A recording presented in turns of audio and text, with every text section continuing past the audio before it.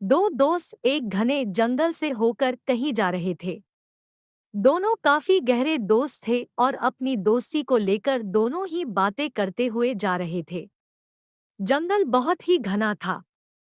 उनमें से एक दोस्त डर रहा था, लेकिन उसके साथी मित्र ने कहा कि मेरे होते हुए तुम्हें डरने की कोई जरूरत नहीं। मैं तुम्हारा सच्चा और अच्छा मित्र हूँ। इतने में ही सामने से ही बहुत ही बड़ा भालू उन्हें नजर आया। जो दोस्त कह रहा था कि मैं अच्छा मित्र हूँ, वो भालू को देखते ही भाग खड़ा हुआ। दूसरा मित्र कहता रहा कि मुझे छोड़कर मत भागो, लेकिन वो भागते हुए एक पेड़ पर चढ़ गया। यह देख उसका मित्र और भी डर गया, क्योंकि वो पेड़ पर चढ़ना नहीं जानता था।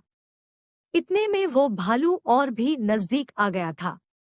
जब वो बेहद करीब आने लगा तो दूसरे मित्र के पास कोई चारा नहीं रहा और वो वहीं नीचे जमीन पर आंखें बंद करके लेट गया।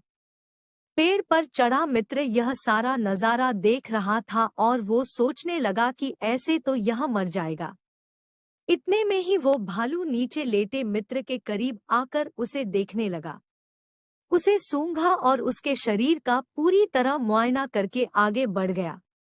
जमीन पर लेटे मित्र ने राहत की सांस ली और वो सोचने लगा कि अच्छा हुआ जो मैंने सांस रोक ली थी, क्योंकि भालू मुर्दों को नहीं खाते और वो भालू मुझे मरा हुआ जानकर आगे बढ़ गया।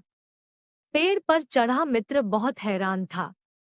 भालू के जाने के बाद वो नीचे उतरा और उसने अपने मित्र से पूछा कि आखिर उसने क्या किया था और वो भालू उसके कान में क्या कह रहा था।